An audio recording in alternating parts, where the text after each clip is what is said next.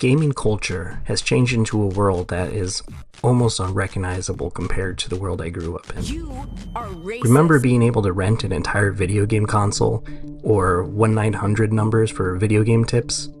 Yes? Well, let's see if you agree with me. Yes. If not, stick around and get a glimpse into what was and will never be again. In the past, playing video games was not a flex or something you broadcast to the world. In fact, you're wasting your life inside. You are missing out on developing life skills and getting exercise. I don't know about anyone else, but my mom used to scold me and give me a hard time about playing. One thing she said was, "You can play all the video games you want." I thought at the time, I won't play video games when I'm an adult. Wrong, but it made sense to think back then.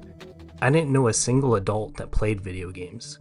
Video games have shifted from a hobby that got you chastised for being lazy, inactive, or social reject. Gamers was used as a pejorative term. Video games at the time were physical objects with box art, maybe a poster, a manual, etc.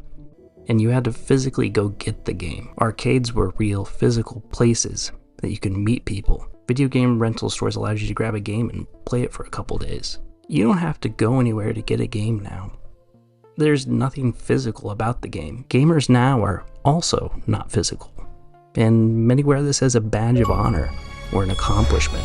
The physical standing in line for midnight releases, or getting a Japanese copy of a game that's unavailable in your market, or being able to rent a game.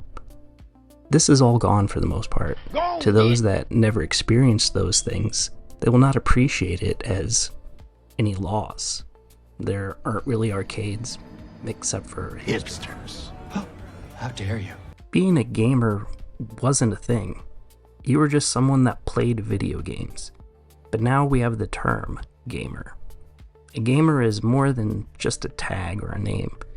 It's an identity that's associated with more than just an individual that plays video games. It can include things like fashion, dietary choices, body pillow ownership. The same way that the word gamer conjures images of more than just gaming, actual video games have also metamorphosized into something else as well. The way people interact with that culture has also changed. I believe that after the success and accessibility of the Wii, which allowed inclusive gameplay to adults and a much wider audience, contributed more to the mainstream acceptance of video game culture. The physical activity required to play the Wii may have swayed the opinion of adults that were once more negative towards video games, especially the lack of physical activity associated with gaming. Additionally, around this time, the popularity of YouTubers and Let's Plays, gaming began to gather a broader appeal. And for once, it provided an actual way to make money from playing video games, which had been one of the knocks against the hobby. It's a waste of time. You can't make a living playing video games. Games like Animal Crossing made gaming more inclusive to girls in ways that most games hadn't previously.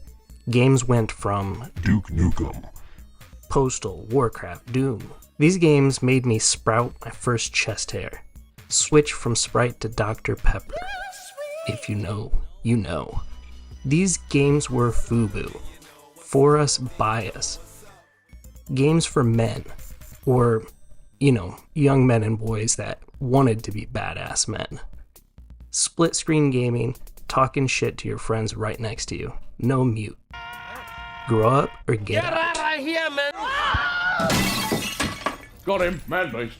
I also think that home PC ownership and increasing computing power for the average family must have played a role in the acceptance and shift of public sentiment towards gaming.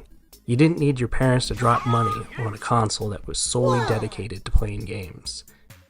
Having the internet in our home has had a great impact on our lives. A tool that your family already had or needed would allow most anyone to get involved in some degree of gaming. The increasing reliability of the speed of the internet, mobile gaming, You guys not have phones? Yeah, you guys all have phones, right? and the numerous changes that built off of these changes all caused a massive change in what gaming was socially and the role video games filled in people's lives. Now, these are just my opinions and observations from my life, viewing the changes around gaming culture. They may not all pan out in a cause and effect relationship, but aside from that, these changes still did happen. And ultimately, what caused one thing or another doesn't matter. We are where we are now, and things have definitely changed. I absolutely won't deny that modern gaming has turned out some masterpieces that probably won't be fully appreciated until 20 to 50 years from now. Yeah, there are a lot of really good games, and I love being able to download a game without leaving my living room. I like that things like Discord exist and that people across the planet can play with one another. Mush mush. Oh, hi, Mark. But it's just not the same as it once was, and it never will be either. I'm sure in 15 to 20 years from now, this same conversation will be taking place around the internal combustion engine, when all cars are electric and driving a car yourself is a dying practice, if not completely outlawed for communal safety reasons. That's what you get. People will pine nostalgically over pumping gas, the smell of exhaust, and the complicated process of driving and vehicle maintenance. And just like the electric car being an objectively better product, the new games and acceptance of gaming culture is better in a lot of ways. New is always better. But something is lost and forever gone. I'm gonna go get some cigarettes and milk. Something that will never come back. Whether that's a positive thing, I don't know. But it is undeniably different, and may have caused some to get off the gaming train due to changes in this culture and games themselves. Those who make up the gaming community have changed. Change is inevitable, and even when it's better for most, it's not universally appreciated by others. One example I can think of is the smoking section. I have a vivid memory of being in a dine-in Pizza Hut. Yeah. And being seated back to back with the smoking section, truly making no differentiation between smoking and non-smoking. Many were thankful for the elimination of indoor smoking, but smokers miss the ability to smoke while finishing their grand slam at Denny's. My smoke-hazed memories of these experiences are colored differently. Allow smoking indoors for the vibe. Due to that nostalgic societal change. Now, smoking indoors and video games are not remotely similar, but they are both cultural changes that mark a before and after point in society. However, it's just on opposite ends. Smoking fell out of public support and acceptance, resulting in a more negative and smoker-unfriendly world.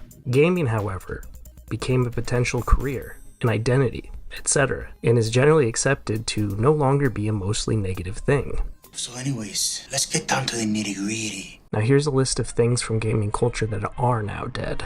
Game boxes, game art, game manuals that eliminated the need for tutorials, a huge cultural divide between consoles, Xbox or PlayStation players, Game Genie, gaming magazines, phone line help hotlines, demo discs, for the most part split-screen gaming, video game and video game console rentals, video game rental services via the mail or in person, waiting physically for a game release, and mostly arcades. Trading games, day one no patch games. I'm sure there's many other things that I'm missing here. I'm not just trying to make a list of back in the day memories, remembering and appreciating things, but trying to educate others on how things were and how things change. The world in general has changed, and it's only natural that video games would change with it. Some give me hope for the future of gaming.